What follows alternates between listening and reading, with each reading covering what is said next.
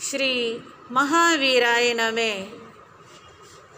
जय आत्म, जय आनंद, जय देवेंद्र, जय शिव, जय शशिकांता, जय सरिता, जय अजय, जय मंजुला।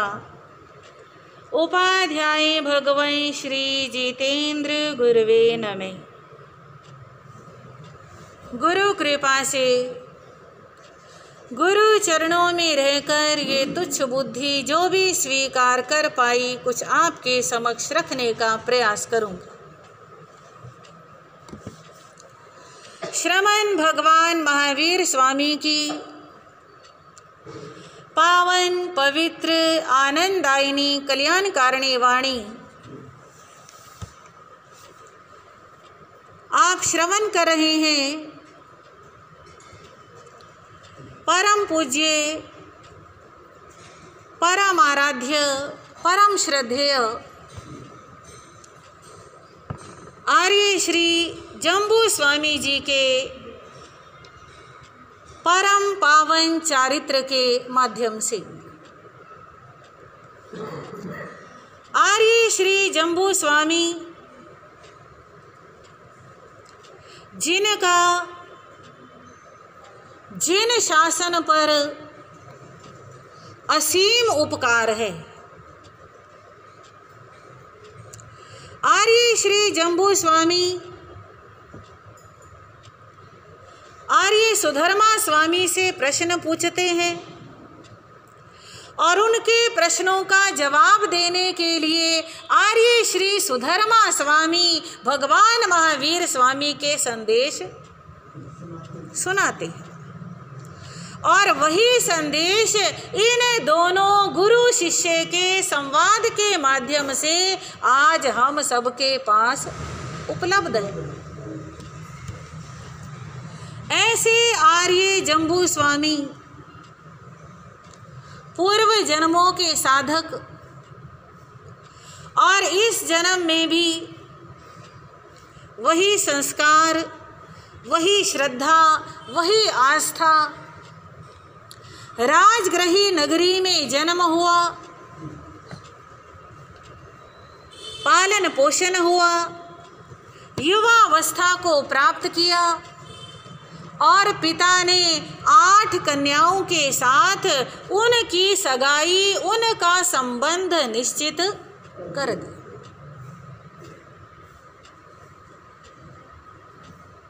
वो जमाना था पिता को संबंध निश्चित करने के लिए अपने पुत्र से पूछने की या उसको बताने की भी जरूरत नहीं थी। इतना विश्वास पिता को अपने पुत्र पर होता था कि जो मैंने कह दिया पुत्र ने क्या करना है, सहर्ष स्वीकार करना है। आज ये स्थिति बिल्कुल बदल चुकी है। हमारे आदर्श महापुरुषों ने अपने जीवन की एक एक घटना के माध्यम से अनेक शिक्षाएं प्रदान की। पिता ने संबंध निश्चित कर दिया और पुत्र को जानकारी भी नहीं,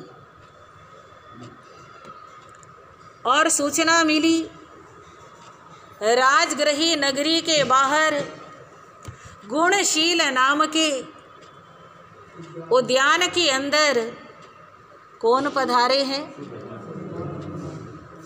भगवान महावीर के शिष्य आर्य श्री सुधर्मा स्वामी। और सूचना मिलते ही उस समय के श्रावकों के मन के अंदर धर्म के प्रति, धर्म गुरुओं के प्रति ऐसी आस्था थी कि पहले धर्म और बाद में बाकी सारे काम, सारे काम पीछे और आगे सबसे पहले धर्म का काम। और आज अधिकतर लोगों की सोच क्या हो गई है, पहले सारे काम पूरे होंगे, उसके बाद समय मिलेगा तो समझ लो टाइम पास के लिए। हाँ, 12 बजे तक 1 बजे तक तो काम ही निमटता है, फिर उसके बाद रेस्ट का टाइम हो जाता है, थक जाते हैं, सोचते हैं थोड़ा सो लें, बस फिर ऐसे ही दिन निकल जाता है। आज के इंसान की ये सोच बन गई है।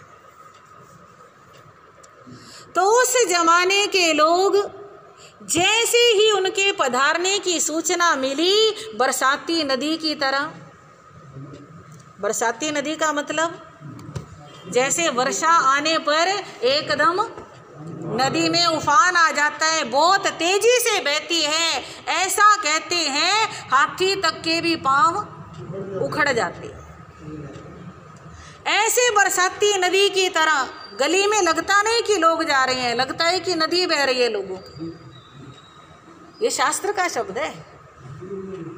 इस भारी संख्या में लोग उद्यान में पहुंचते हैं, ऐसा लगता है राजगृही तो खाली हो गई और सारी राजगृही किस में आ गई, उद्यान में आ गई।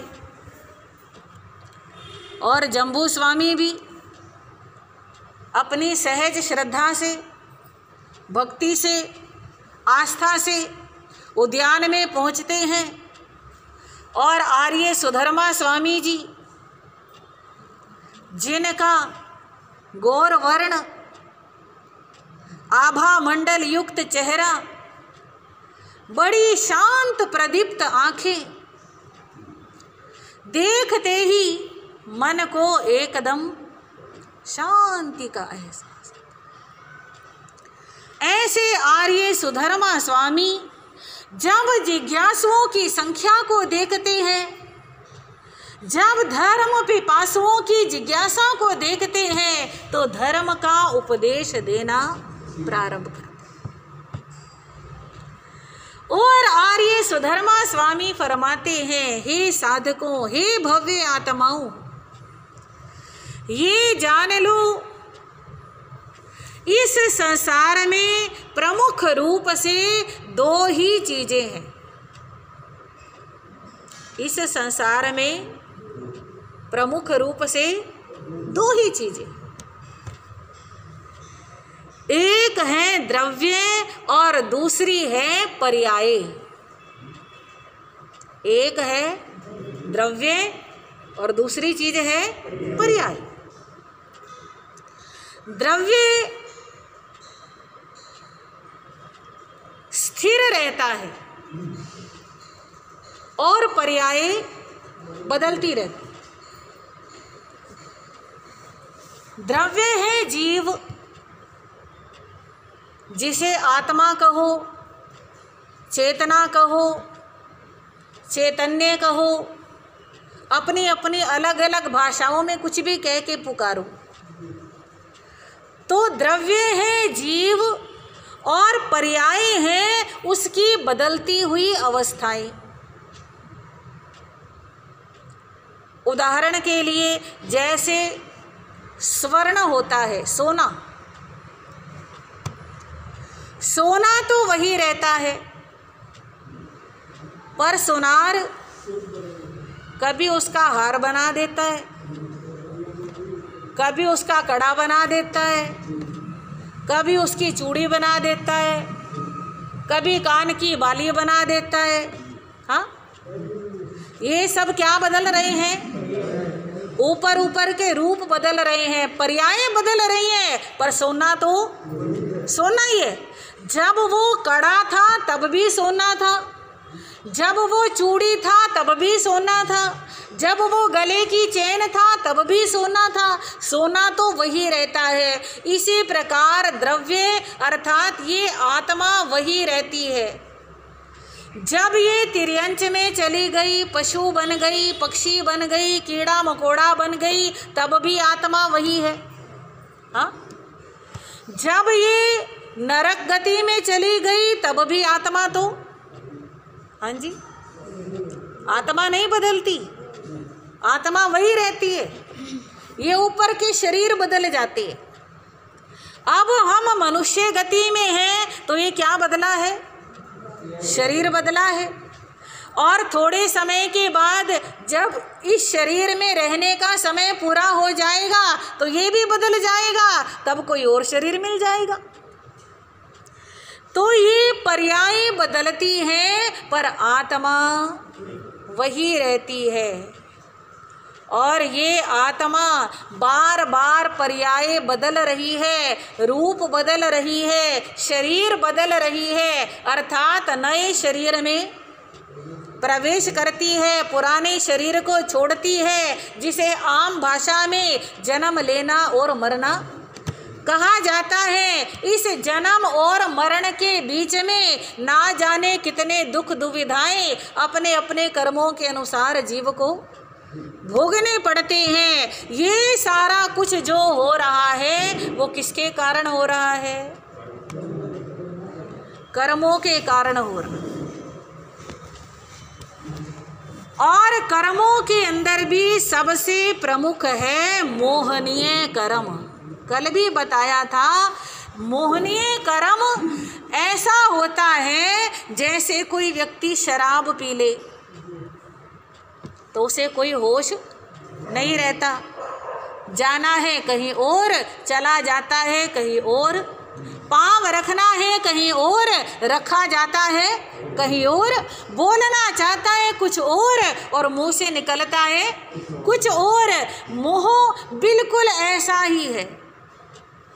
ये हमारी आत्मा, ये हमारा जीव पाना चाहता है सुख और काम करता रहता है दुख के।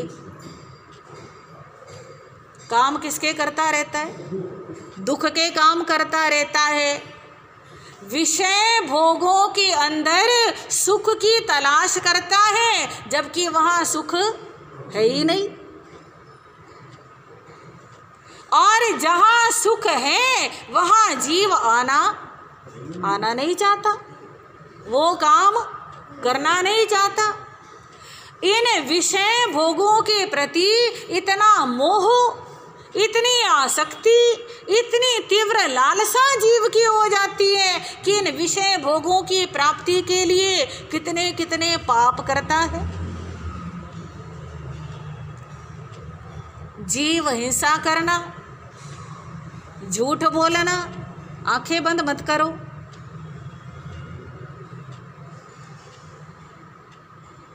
चोरी करना, अब्रह्म का सेवन करना, ज़्यादा से ज़्यादा परिग्रह बढ़ाना, ये चीज़ भी मेरे पास हो, वो चीज़ भी मेरे पास हो, क्रोध करना, अहंकार करना, छल कपट करना, लोभ लालच करना, लड़ाई झगड़ा करना, निंदा चुगली करना, एक दूसरे पे झूठे सच्चे आरोप लगाना,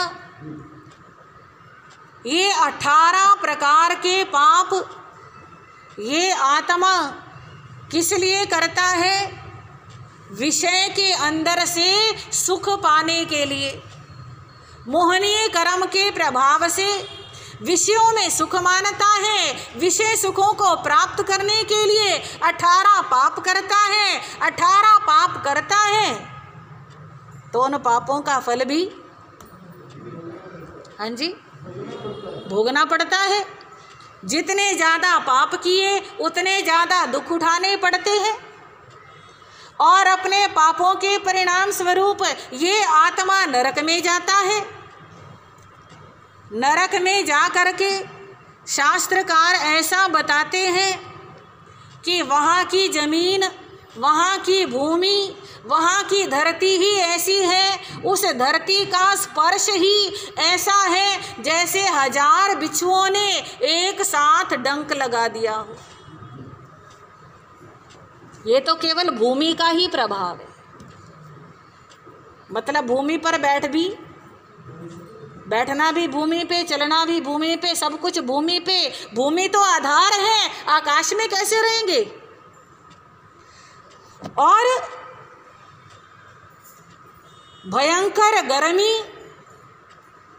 भयंकर सर्दी, कहीं परमाधर्मी देव जो स्वभाव से ही दूसरों को दुख दे के खुश होते हैं, नए नए तरीके ईजाद करते हैं दुख देने के, और जहाँ परमाधर्मी देव नहीं होते वहाँ आपस में ही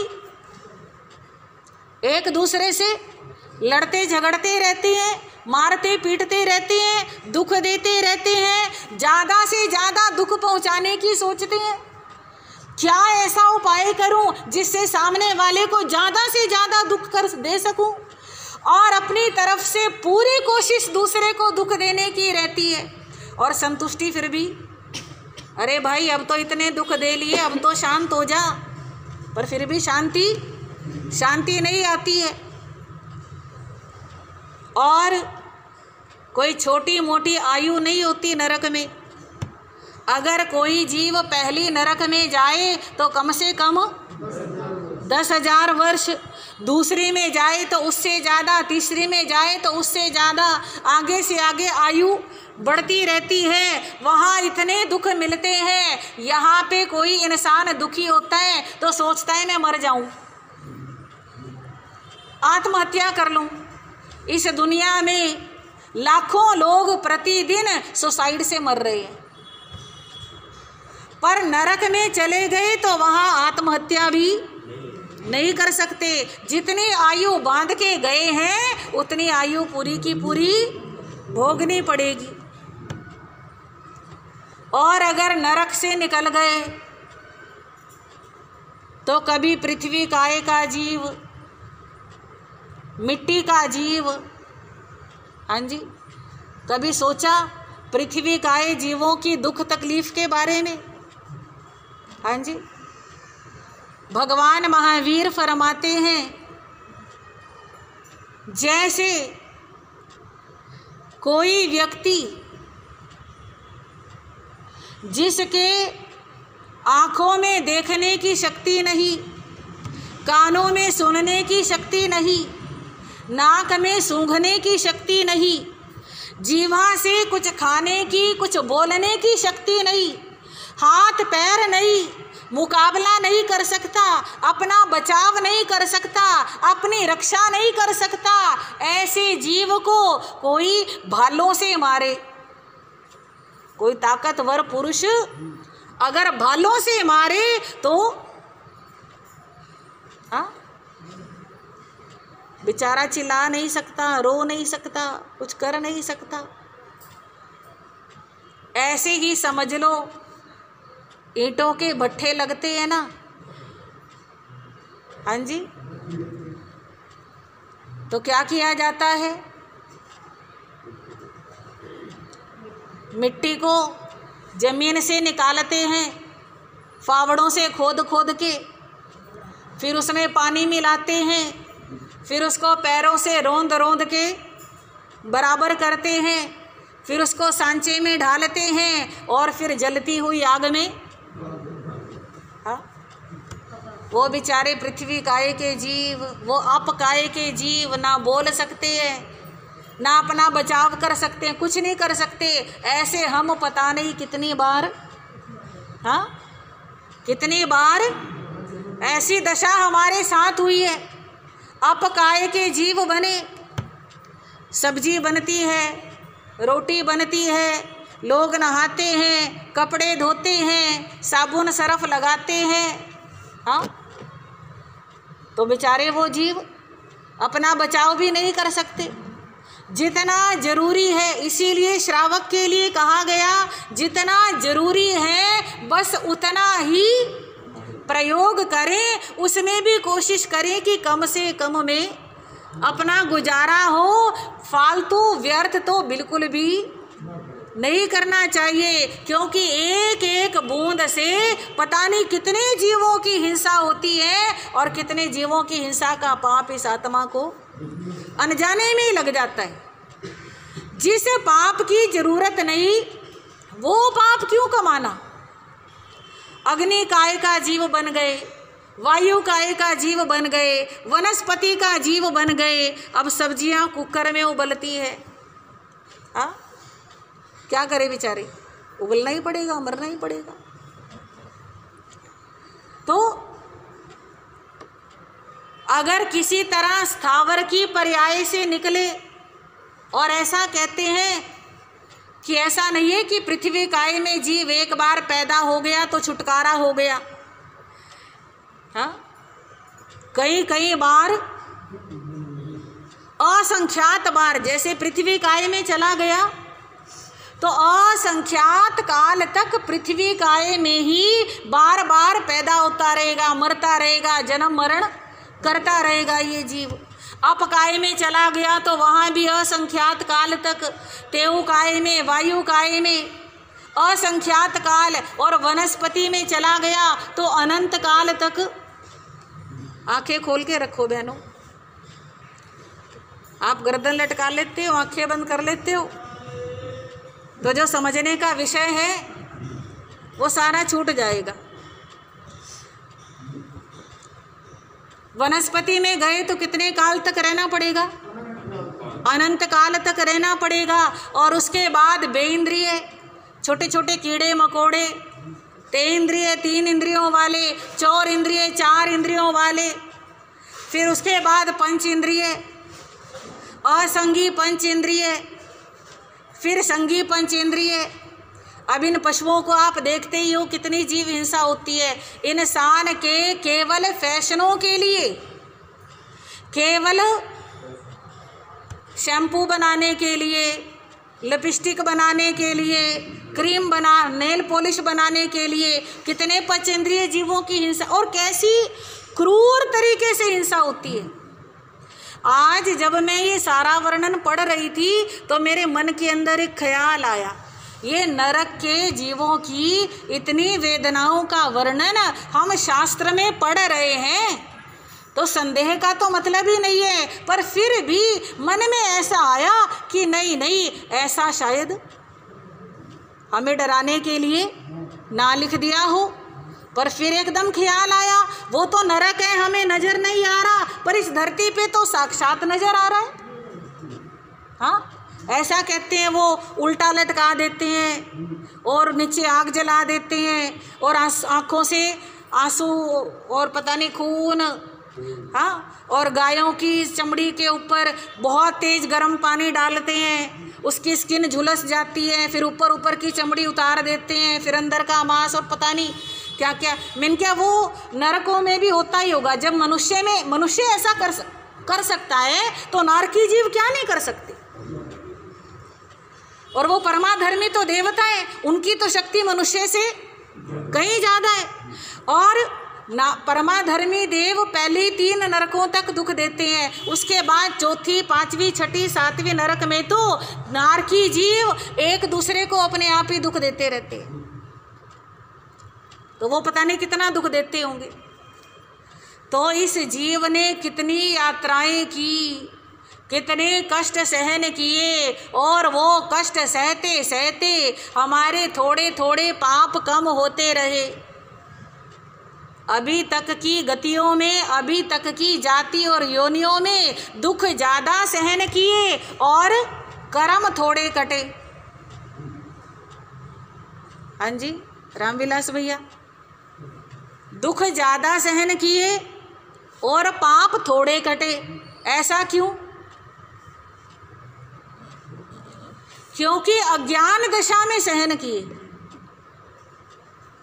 ये भाव ही नहीं आया कि इन कष्टों को सहने से मेरे ही पाप कट रहे हैं।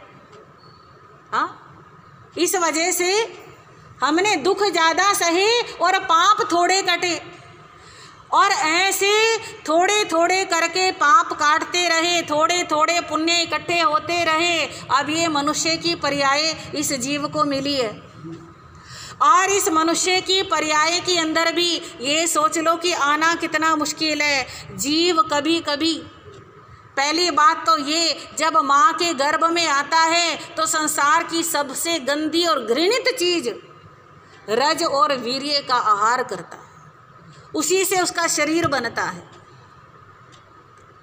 माँ के पेट में 9 महीने तक उल्टे लटक के रहना है, काल कोठड़ी से भी कम जगह।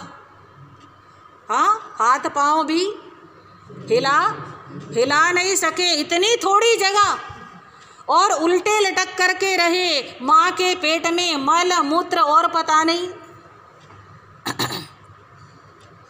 कितनी गंदगी।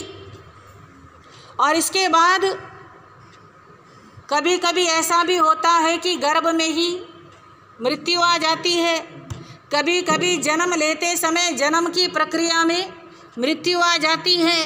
जन्म के बाद भी बोल नहीं सकते, किसी को कुछ बता नहीं सकते, भूख लगे प्यास लगे तो बस रो सकते हैं, कहीं दर्द हो पीड़ा हो। हाँ, कभी ऐसा होता है कि बच्चा बच गया पर माँ चल बसी तो और मुश्किल। कभी ऐसा भी होता है कि बच्चा भी बच गया माँ भी बच गई पर बच्चे के शरीर में बीमारी ऐसी,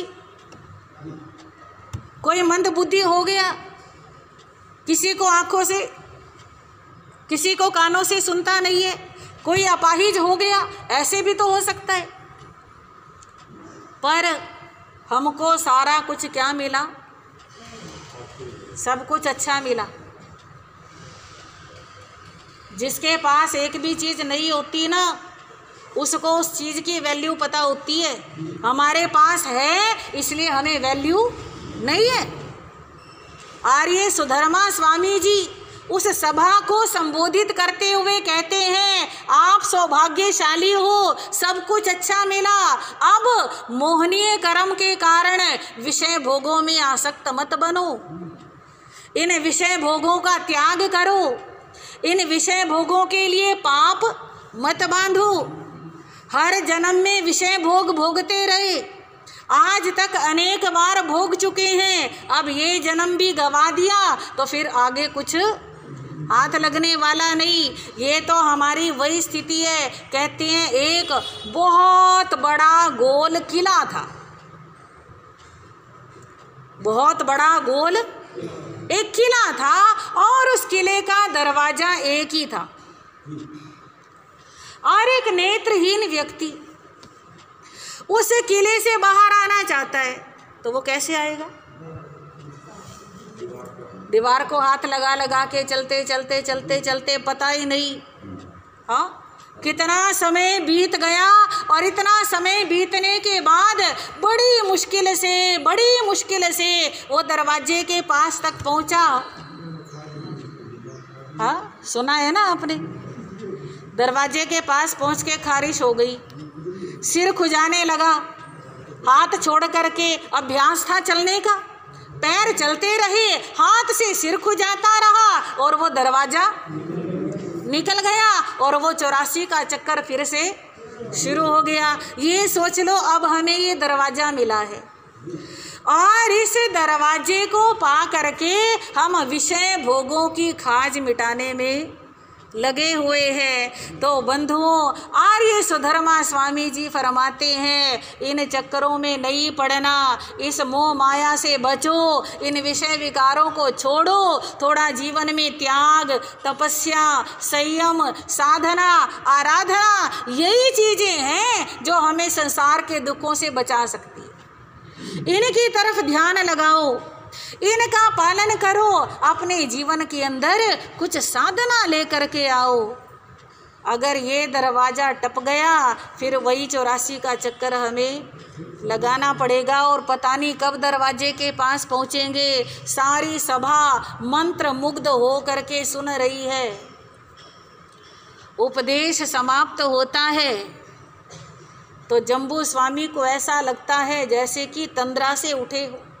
वो तो बिल्कुल मगन हो गए, अंदर तक उतर गए, बिल्कुल गहराई में पहुंच गए और उनको ऐसा लगने लगा जैसे ये सारा कुछ जो आर्य सुधर्मा स्वामी जी ने फरमाया ये सब मेरे बारे में ही बताया है और जैसे मेरे को ही ये दरवाजा मिला है और अब मेरे को विषय भोगों की खाज मिटाने में इस दरवाजे को खोना नहीं है, इस अवसर को चूकना नहीं है। और मन ही मन संकल्प कर लिया, मैं क्या बनूंगा? साधु बनूंगा, विषय भोगों का त्याग करूंगा, मैं इस दलदल में फंसूंगा ही नहीं। अंदर ही अंदर संकल्प कर लिया। सारी जनता चली गई और जम्बू स्वामी जी, आर्य सुधर्मा स्वामी जी को, मतलब जम्बू स्वामी जी तो हम इसलिए कह रहे हैं ना, कहानी के हिसाब से तो अभी दीक्षा नहीं हुई, पर हमारे महापुरुष हैं तो हम तो उनको जम्बू स्वामी जी के नाम से ही पुकारेंगे। तो वे हाथ जोड़ के निवेदन करते हैं, गुरुदेव आपने आज मेरी आंखें खोल दी। आपने जो कहा वो एक एक अक्षर परम सत्य है। मैं आपके एक एक वचन पे आस्था रखता हूँ, एक एक बात को हृदय से स्वीकार करता हूँ, मैं मानता हूँ। और मैं आपके चरणों में विनती करता हूँ कि मेरे को दीक्षा देने की कृपा करें। बस मैं घर गया, माता पिता की आज्ञा ली और आपके चरणों में आके क्या लूँगा? दीक्षा लूँगा। ऐसे निवेदन करके जम्बू स्वामी जी धर्म सभा से बाहर निकले और पैदल ही अपने महल की तरफ, जबकि रथ खड़ा था। सारथी ने कहा रथ में बैठो, पर अब कैसा रथ? अब तो सारा ही कुछ छोड़ना है। हाँ, अब तो सारा ही कुछ बदल गया। रथ भी वही, सारथी भी वही, सब वही। वो तो बस अपने ध्यान में मगन है और चले जा रहे हैं, चले जा रहे हैं और नगर के द्वार तक पहुंचे। अचानक कोई तोप से गोला निकला हो जैसे। नगर का बहुत बड़ा द्वार बना था, उसके ऊपर कंगूरे बने थे, बहुत बड़े बड़े। एक कंगूरा टूटता है और बिल्कुल ऐसे टूट करके जम्बू जी के बिल्कुल आगे गिर जाता है। अनेक टुकड़े उसके हो जाते हैं। बड़ा सा टुकड़ा आके बिल्कुल पास गिरा और एक पत्थर तो पैरों के बीच से होके पार भी निकल गया। और जम्बू स्वामी एकदम जैसे चौंक जाते हैं एकदम कि ये क्या हो गया। एकदम अफरा तफरी चारों तरफ मच जाती है और जम्बू स्वामी जी का चिंतन और गहरा हो जाता है। जम्बू स्वामी जी सोचने लगे, अभी अभी मैं अपने गुरुदेव आर्य सुधर्मा स्वामी जी से जो संसार की नश्वरता का वर्णन सुन करके आया हूँ, वो क्या हो गया एकदम? समझ लो प्रकृति ने साक्षात मेरे को दिखा दिया। मेरा कोई प्रबल आयु कर्म शेष था जो मैं बच गया, वरना मेरे तो प्राण अभी निकल गए थे। मैं तो अभी मर ही चुका था। और अगर मैं अभी मर जाता तो असंयमी अवस्था में मरता, क्योंकि अभी तक तो मैंने कोई संयम लिया ही नहीं है।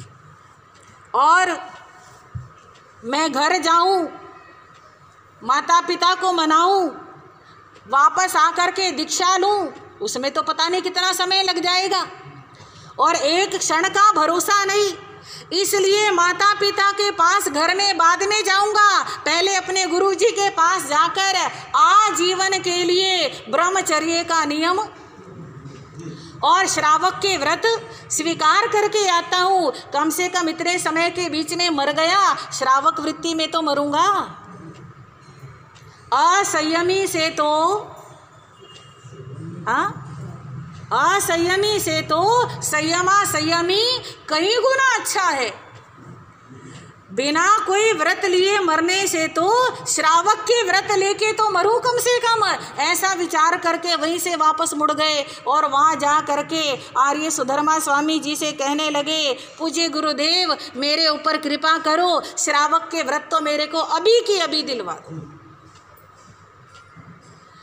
मैं आजीवन कभी किसी निरपराध जीव की जानबूझकर मर्यादा करता हूँ। जीवन के लिए जितनी आवश्यक हो बस उतनी, उससे ज़्यादा का त्याग। आजीवन के लिए मोटी झूठ बोलने का त्याग करता हूँ, मोटी चोरी करने का त्याग करता हूँ और ब्रह्मचर्य का तो मेरे को नियम करा ही दीजिए, मैं सारा ही त्याग करता हूँ। अपरिग्रह, आवश्यकता से अधिक परिग्रह का त्याग, हर चीज़ की मर्यादा कर ली।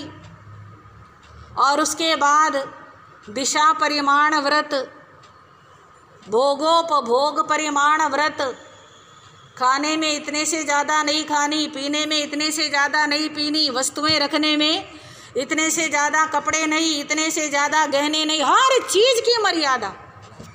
पोषद करूँगा, सामायिक करूँगा, अतिथि संविभाग, साधु साध्वियों को सुपात्र दान, आहार दान करूँगा, वस्त्र दान करूँगा, औषध दान करूँगा, पूरा अपने जीवन को संयमित कर लिया। इधर तो जम्बू स्वामी जी व्रत ले रहे हैं, घर में माता पिता अधीर हो रहे हैं, सारे आ गए। जम्बू अभी तक क्योंकि ममता मोह खींचता है। अपना बच्चा स्कूल से आने में 5 मिनट लेट हो जाए तो मन में नेगेटिव विचार आने लग जाते हैं, क्या हो गया, अभी तक क्यों नहीं आया, चिंता हो जाती है। और आजकल तो फ़ोन का ज़माना है, हाँ, फट से फ़ोन में लाएंगे, कहाँ है, अभी तक नहीं आया। और वो ज़माना तो फ़ोन का नहीं था, वे आकुल व्याकुल हो रहे हैं और वो श्रावक के व्रत ले करके और फिर अपने घर पहुंचते हैं। और माता पिता जब जम्बू को आता हुआ देखते हैं तो मन को शांति सी मिलती है। आते ही एकदम उसको गले लगा लेते हैं, बेटा तू 1 मिनट भी लेट मत हुआ कर, तेरे को देखे बिना हम तो ऐसे लगता है जैसे कि बस प्राण ही निकल गए हमारे, हम तो तेरे बिना पल भर भी जी नहीं पाते, तेरे को पता है ना सारी बात, फिर तूने लेट क्यों कर दिया, फिर तू इतनी देरी से क्यों आया, सब लोग तो आ गए थे, हमने तो तेरे को ढूंढने के लिए सेवक भी भेज दिए, वो सेवक भी अभी तक आए नहीं है, और इतनी देर कहाँ लगा दी बेटा। अब जम्बू कुमार कहने लगे, माता पिता आप दोनों का मेरे ऊपर जो प्रेम है, जो आशीर्वाद है, जो विश्वास है, उसके लिए मैं आपका आभारी हूँ। मैं बड़ा सौभाग्यशाली हूँ कि मेरे को माता पिता का इतना अनुग्रह है, इतनी कृपा, इतना प्रेम प्राप्त हो रहा है। पर माता पिता इतना मोह अच्छा नहीं है। तो क्या बात कह रहे हैं बेटा, तू हमारा बेटा है, हम किसी और से मोह थोड़ी कर रहे हैं, हमारा बेटा है, हम अपने बेटे से मोह कर रहे हैं, क्या हम अपने बेटे से भी मोह ना करें। कहते नहीं माता पिता, अपने बेटे से भी इतना मोह नहीं करना। क्यों? क्योंकि मोह हमेशा दुख का कारण होता है। जितना ज़्यादा मोह होगा उतना ज़्यादा दुख होगा। दुख का कारण मोह है। मैं नहीं चाहता कि मेरे माता पिता मेरी वजह से क्या हो, दुखी हो। अब मैं आने में थोड़ा सा लेट हो गया, आप इतने आकुल व्याकुल हो गए। आपका प्रेम है वो तो अच्छी बात है, आशीर्वाद है वो तो अच्छी बात है, पर आप व्याकुल हुए, इस बात से मेरा चित्त उद्वेलित है। आपको इतना आकुल व्याकुल नहीं होना चाहिए था। माता पिता मेरी बात सुनो। आज जब मैं आर्य सुधर्मा स्वामी के दर्शन करके उपदेश सुन के वापस आ रहा था तो रास्ते के अंदर ऐसी घटना घटी कि आपको अपने पुत्र के दर्शन भी नसीब ना होते, और मेरे लेट होने से आप इतने आकुल व्याकुल हो गए। अगर मैं मर जाता तो क्या बनता आपका।